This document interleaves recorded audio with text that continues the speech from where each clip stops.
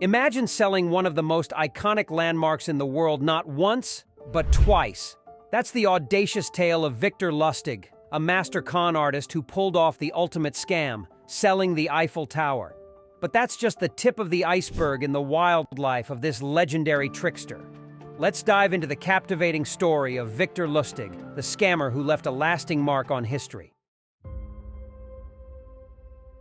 Victor Lustig was born on January 4, 1890, in Ostine, then part of the Austro-Hungarian Empire, now in the Czech Republic. His early years were marked by poverty and hardship. Raised in a grim stone house in one of the poorest areas of the city, Victor's parents struggled to provide for their children. When Victor was 8, his parents split up and he was sent to live with relatives.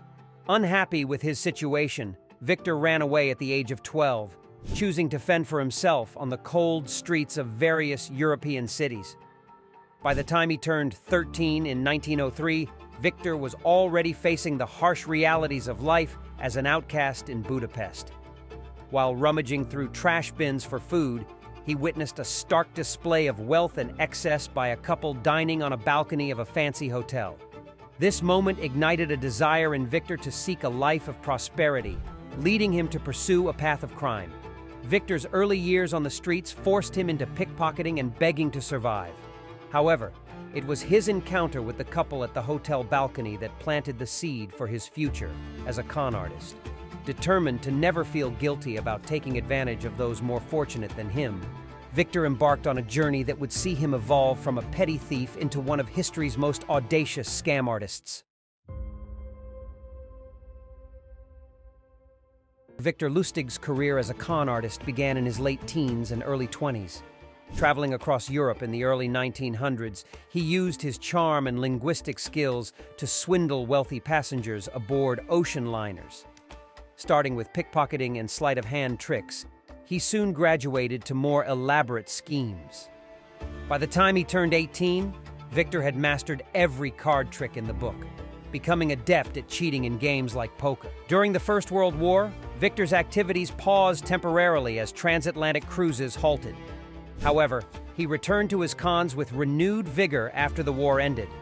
Taking advantage of the economic boom of the 1920s, he targeted the wealthy elite, preying on their greed and desire for easy money. He posed as a successful music producer, seeking investment in Broadway productions, duping unsuspecting investors out of their money.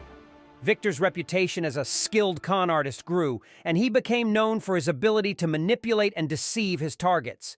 Despite occasional stints in prison, he continued his life of crime, adapting his tactics to evade law enforcement.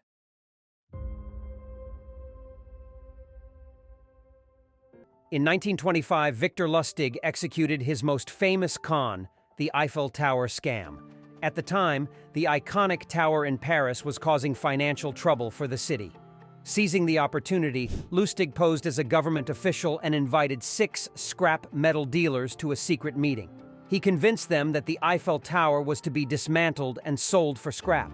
Among the dealers was André Poisson, who was convinced by Lustig's performance and paid a large bribe for the sale rights to the tower. However, when Poisson realized he had been scammed, he was too embarrassed to report the crime. Lustig's understanding of human psychology, particularly greed, played a key role in the success of the scam. Using forged credentials and meticulous planning, Lustig created an illusion of authority and urgency, leading the dealers to believe they were making a lucrative deal. His attention to detail, including knowledge of the tower's dimensions and materials, added credibility to his deception. After receiving the bribe, Lustig swiftly disappeared, leaving behind a trail of bewildered victims. Despite the sheer boldness of the Eiffel Tower scam, Lustig managed to evade capture and even repeated the con with another group of scrap metal dealers. His ability to exploit human weaknesses and manipulate situations for personal gain held his reputation as one of history's most daring con artists. The Romanian box was one of Victor Lustig's ingenious scams. In this scheme, Victor claimed to possess a miraculous machine capable of duplicating currency. He convinced his victims that the machine used radium to replicate the properties of genuine banknotes. The setup was simple yet convincing. Victims would witness a genuine $100 bill inserted into the machine, which supposedly produced an identical duplicate within 24 hours. Victor's con relied on a combination of deception and psychology. He carefully crafted the appearance of the Romanian box to appear impressive, with brass trim and intricate dials, adding to its credibility. Additionally, he exploited his victims' greed by promising them easy wealth through the purchase of the machine.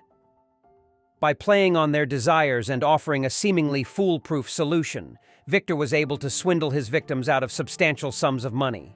Despite the simplicity of the scam, Victor managed to evade detection by exploiting the reluctance of his victims to report the crime.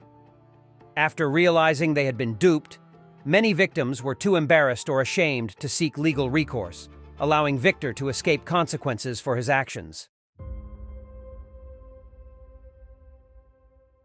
Victor Lustig's success as a con artist can be attributed to his deep understanding of human psychology, particularly greed and the desire for easy money. He developed a set of principles, often referred to as the 10 Commandments of Con, to guide his scams. 1. Be a patient listener. It is this, not fast talking, that gets a con man his coups. 2. Never look bored. 3. Wait for the other person to reveal any political opinions, then agree with them. 4. Let the other person reveal religious views, then have the same ones. 5. Hint at sex talk, but don't follow it up unless the other person shows a strong interest. 6. Never discuss illness unless some special concern is shown. 7. Never pry into a person's personal circumstances. They'll tell you all eventually. 8.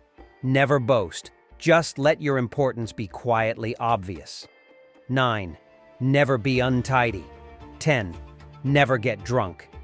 These principles were key to gaining trust and exploiting the weaknesses of his victims. Lustig's ability to understand what motivated people and tailor his cons accordingly was unparalleled.